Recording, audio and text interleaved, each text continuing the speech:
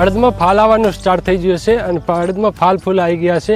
તો તમને થતું હશે કે શું ગપ્પો મારેલો છે, હજી કાલ સુધી તો દવા તેમાં છાંટતા હતા, અડદ પીળા પીળા દેખાતા હતા તેમાં, અને અડદનો હજી મહિનો જ થયો છે અને અત્યારે ક્યાંથી ફાલ ફૂલ અડદમાં આવી ગયા હોય. તો સાચું કહો છો, તમને જો વિશ્વાસ ન થતો હોય તો હું તમને અડદનો છોડ પણ બતાવું અને તેમાં ફાલ ફૂલ પણ બતાવું. તો જો તમે અહીંયા ઊભો છે અડદનો છોડ અને તેમાં તમે જુઓ ફાલ ફૂલની વાત તો જવા દો, તેમાં ફરીઓ પણ આવી જશે. તમે જુઓ અહીંયા જુઓ તમે અડદની ફરીઓ પણ દેખાતી છે અને આવડો કાંઈક અડદનો છોડ છે. તો આરો અડદનો છોડ આપણા કપાસમાં ઊભો છે તમે જુઓ, એટલે કે આ અડદને 1.5 મહિનો 2 મહિના જેવું થઈ ગયું હશે. જ્યારે આપણે કપાસ વાવ્યો તે વખતે જ આ અડદનો છોડ ઉગ્યો હતો અને તે વખતે જ મેં આ અડદનો છોડ રાખ્યો હતો, કેમ કે કપાસની લાઇનમાં જ તે છોડ છે એટલે આપણે તેને ઉખડ્યો નહોતો.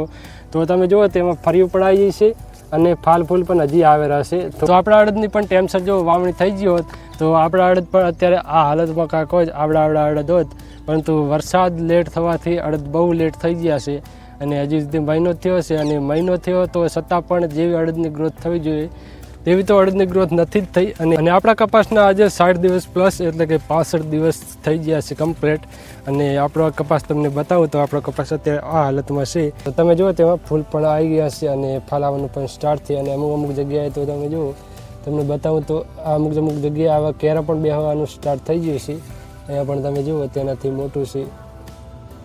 અને હવે આમાં થોડીક જીવાત છે, ચૂસીઓ છે થોડોક, કેમ કે વાદળછાયું હવામાન રહ્યું તો બીજા રાઉન્ડના વરસાદમાં, એટલે હજી આજ 3 થી 4 દિવસથી થોડુંક હવામાન સારું છે, તડકો છે અને હવામાન પણ ચોખ્ખું છે, વાદળ એટલા હોતા નથી. એટલે હવે આપણે એક દવાનો ડોઝામાં કરવાનો છે. તે કઈ દવા આપણે છાંટશું તે હું તમને આગળ તે જ્યારે છાંટશું તે વખતે હું તમને બતાવીશ. તો તમે જુઓ અત્યારે તો આપણા કપાસમાં આ રીતનો ફાલ છે અને ફૂલ પણ છે અને અમુક જગ્યાએ કેરા પણ બેસી ગયા છે. તો 65 દિવસના કપાસની આવી કંઈક હાલત હોય છે. તમે જુઓ આવડો કપાસ છે અને ફૂલ પણ છે, ઝીંડવા પણ છે અને કેરા બેસવાનું પણ સ્ટાર્ટ થઈ ગયું છે. અને આપણે અડદમાં પણ દવા છાંટી હતી, જે પીડાશ હતી અડદમાં, જે પીળા અડદ થઈ ગયા હતા અને તેમાં જીવાત પણ હતી.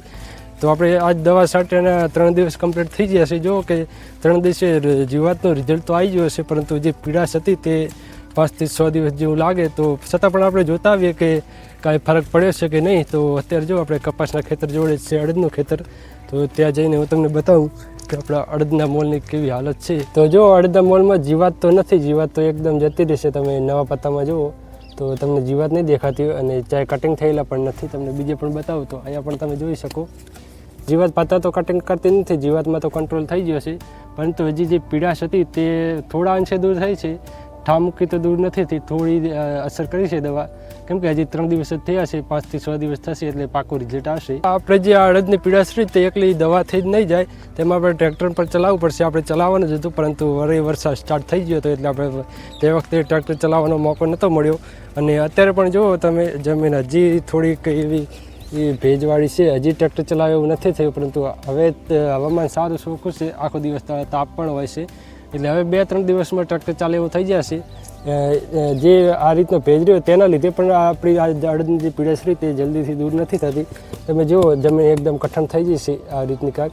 અને જ્યાં સુધી આ આપણે અડદના મૂળિયા આવી જમીનમાં રહેશે ચાકડી આરી પીડાશ દૂર થવી થોડી મુશ્કેલ છે.